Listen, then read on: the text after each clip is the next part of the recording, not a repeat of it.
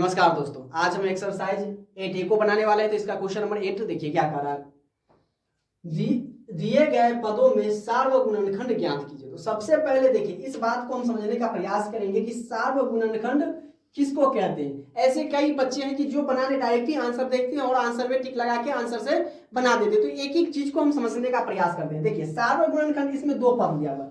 सार्वगुणनखंड हमेशा एक से नहीं निकलेगा, दो से।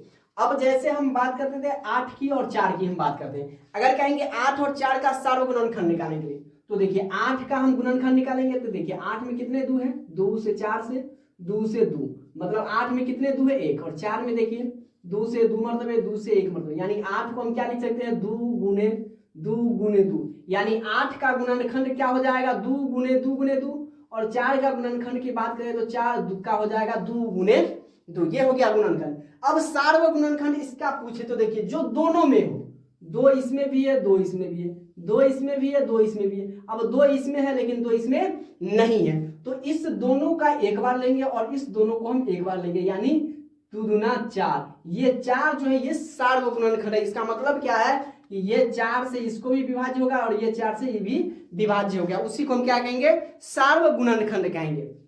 अब देखिए इसका ए क्या है। अब कहिएगा सर इसमें x है, इसमें x नहीं है। अब इसमें देखिए a स्क्वायर b और a b स्क्वायर है। तो सभी में सभी प्रकार का अलग अलग क्वेश्चन दिया हुआ है, हम सभी को समझते हुए बनाने का प्रयास करेंगे। देखिए पहला पद क्या है, 27x है, 27x का क्या हम अधिक करेंगे, अभाज्य गुणनखंड।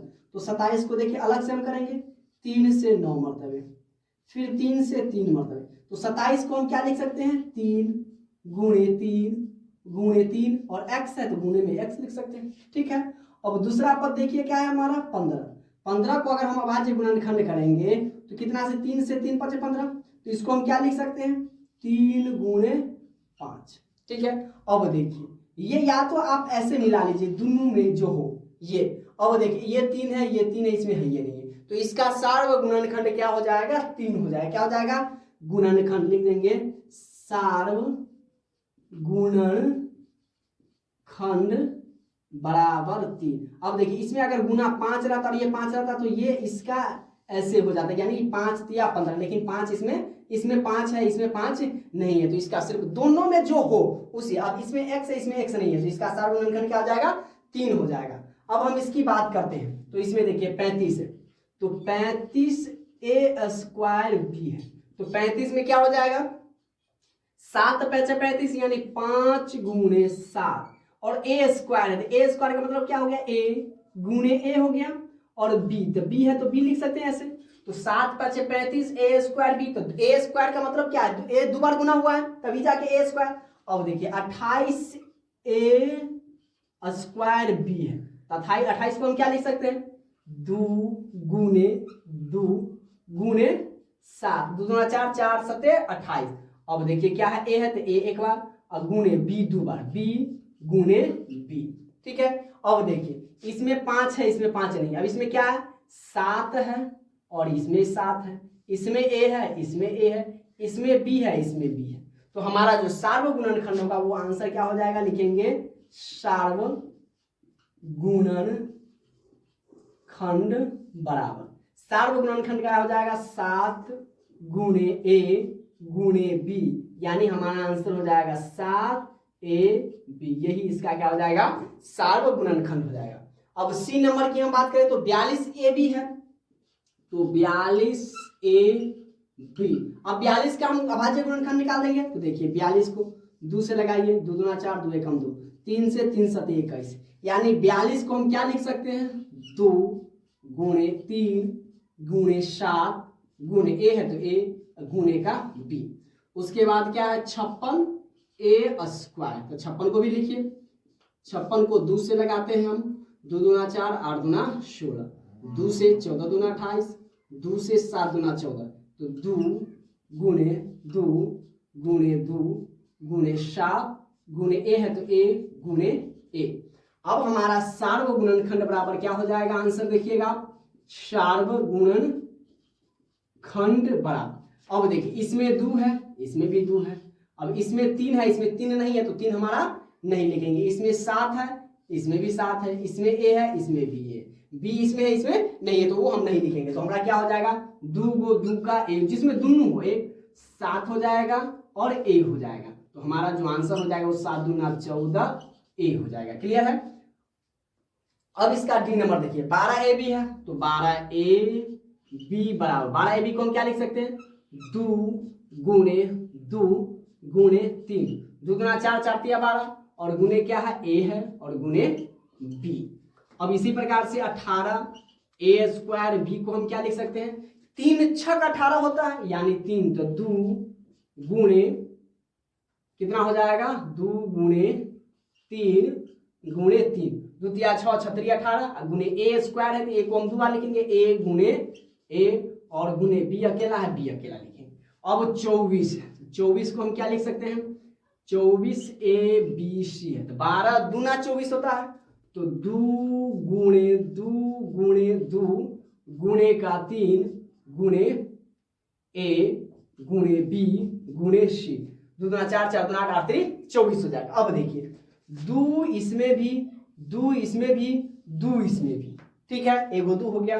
अब देखिए 2 इसमें है, 2 इसमें है, 2 इसमें नहीं है, 3 3 3, ए तीनों में होना चाहिए, ए बी बी बी, तो क्या आ जाएगा हमारा सार्व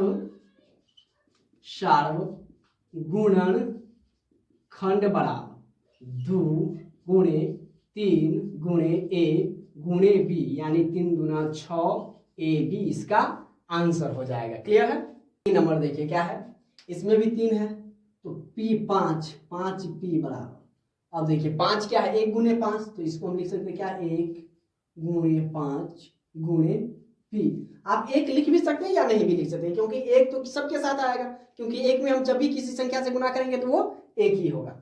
अब 10 पी स्क्वायर है, 10 पी स्क्वायर, अब 1 हम लिख दे तो 1 गुणे 2 गुणे 5, ये 5 दूना 10, 10 एकम 10 गुणे पी गुणे पी।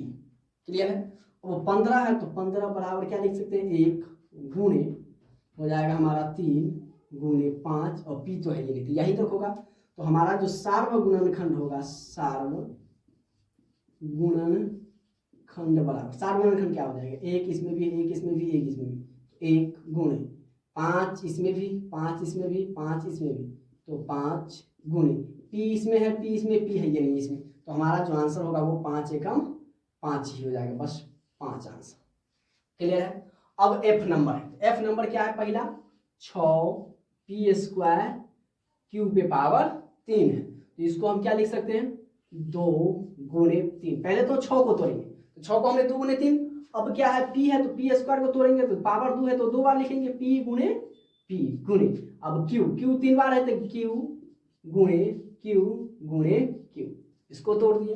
अब क्या है दूसरा का 30 पी पे पावर 3 और क्यू पे पावर 2, तो 30, तो 15 दूना 30, तो 2 गुणे 15, तो 15 में 3 गुणे 5, तो 3 दूना 6, 6 पंचे 30, और पी 3, पी पे पावर 3 है, तो पी को 3 बार, पी गुणे पी और गुणे क्यू पे पावर 2, तो क्यू गुणे क्यू हो जाएगा। यहाँ तक क्लियर है। अब माइनस का 12 है, तो माइनस का 12 पी स्क्वायर क्यू स्क्वायर, तो 12 है, तो 12 को हम क्या लिख सकते, 4 तिया 12, तो 4 में 2 को 2, तो 2 गुणे 2 गुणे का 3 12 हो गया, गुणे पी है, तो पी गुणे पी गुणे क्यू गुणे क्यू, क्योंकि क्यू में पावर क्या है 3 है। अब इसका आंसर जो लिखेंगे तो ऐसे सब में लिखेंगे, सार्व गुणन खंड बराबर, अब देखिए 2 इसमें भी, 2 इसमें भी, 2 इसमें भी, तो 2 सब में 2 है, तो एगो 2।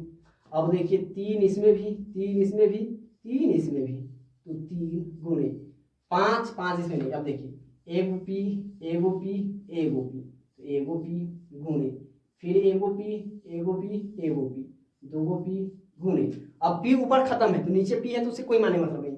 अब देखिए एगो क्यू एगो क्यू एगो क्यू, तो क्यू गुणे एगो क्यू एगो क्यू एगो क्यू, इसमें क्यू खत्म हो गया क्यू, क्योंकि इसमें दुइये वो क्यू है, तो हम भी दुइये वो क्यू लिखेंगे। तो हमारा जो आंसर हो जाएगा वो हो जाएगा 3 दूना 6, पी 2 को तो पी पे पावर 2, क्यू 2 को तो क्यू पे पावर 2, यानी 6 पी स्क्वायर क्यू स्क्वायर हमारा आंसर हो जाएगा। अब जी नंबर 8AQ, तो पहले इसको तोड़ेंगे, तो लिखिए 8AQ BQ। तो 8 में क्या है 2 गुणे 2 गुणे 2 और गुणे ए है 3 गो, ए गुणे ए गुणे ए, बी पर भी का पावर 3, तो बी गुणे बी गुणे बी। ठीक है, अब देखिए 12A² बी है, तो हम लिखेंगे क्या इसको 2 गुणे 2 और गुणे का हो जाएगा 3 और गुणे ए और गुणे क्या हो जाएगा बी हो जाएगा। अब देखिए 20AB², तो 20AB², तो ये हो जाएगा हमारा 5 चौका 20, तो 2 गुणे 2 गुणे का 5 गुणे ए गुणे बी गुणे बी।